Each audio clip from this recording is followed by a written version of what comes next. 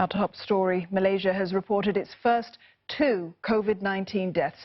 The first is a 34-year-old Malaysian man who attended the large religious gathering in Sri Petaling. Now, a 60-year-old Malaysian pastor from Kuching, Sarawak is the second. News of the fatalities comes hours before a nationwide lockdown in the country begins. Now, for 2 weeks, citizens will not be able to leave the country and visitors will be forbidden from entering. Schools and non-essential businesses will be shut and mass gatherings, they're going to be banned. The restriction of movement order includes Malaysians who commute to neighbouring Singapore for work. Major supermarket operators, meantime, have urged Malaysians to avoid panic buying. The appeal comes after shoppers cleared the shelves in some supermarkets, leaving them without bread, rice or eggs. Melissa Goh joins us now for more. Mel, the lockdown comes after Malaysia reported hundreds of cases, but there's more to the numbers that's prompted this move, isn't there? Well, indeed. Well, this is the first time in Malaysia's history that the Prevention and Control of Infectious Disease Act was invoked to restrict movement of the people to curb the spread of COVID-19. Now, it's obvious that the government is struggling to deal with the sudden surge of cases. Now, the past 3 days saw a 3-digit increase in a row, and the first 2 deaths were reported today, and that's alarming to Malaysian public. Now, the second death was only 34 years old, you mentioned, and he has no underlying diseases. Now, he attended the mass religious gathering outside of KL, and that's it. And now, thousands of them are all over Malaysia.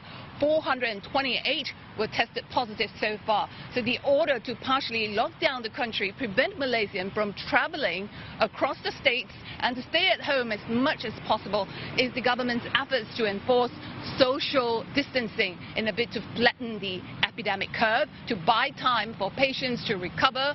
This is a test on the country's social welfare system. A continuous search will overwhelm the hospitals. Many experts I talk to right now, the health authorities are not testing everyone from the Tabligh religious gathering, only those with symptoms. Now, over 14,000 were involved, and the government is moving towards mitigation stage, but is also working to contain or at least slow down the spread. Mel, how are Malaysians responding to the news? You know, after all, Dawn earlier said, you know, there's panic buying, leaving supermarket shelves empty.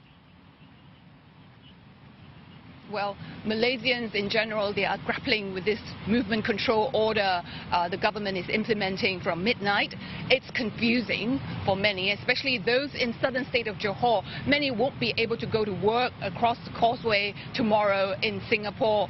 Some are trying to find accommodation in the island state. Others are still looking at their options to tie through. The Malaysian government has promised to help. Those who are forced to go on unpaid leave, they said, will be getting $140 a month to subsidize their living expenses. For single, perhaps, but to feed an entire family is going to be a headache. Also, many Malaysians are stocking up food as we speak and other essential stuff as well, like, you know, even though shops like grocery stores, supermarkets will still be open, the Prime Minister said they can leave their home anytime if the things run out. But many are still not taking chances. The eateries, the restaurants as well, they will operate for takeout service, strictly no dining allowed. Now, there's a lot of adjustment for public. Many will not be working unless they are involved in essential services, and their children will be staying at home as well. And that's why some parents I spoke with said they are looking forward to some family time together, perhaps. Mel, we know that this lockdown is going to be till the end of the month, but any chance that it's going to be extended beyond that at all? Well, right now is one step at a time.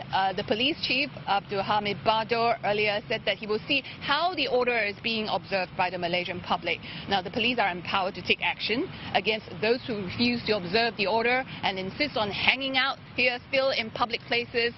No wedding, no social gathering under this order. They are allowed during this 2-week period. Now, under the law, first offender can be jailed up to 2 years or face a fine or both. Now, the police chief said he will consider stepping up measures, including roadblock and so on, if the order is ignored. While the task force, chaired by Prime Minister Muhyiddin himself, will meet every day to assess the situation on the ground. Already, we know there's a $4.7 billion package already been announced. They are keeping a close watch on how people are coping. Now, as we speak right now, I seem to have the entire Dataran Merdeka or Independence Square in downtown Kuala Lumpur all to myself. No one is out. It seems that the order is working, although it's only kicking in at midnight.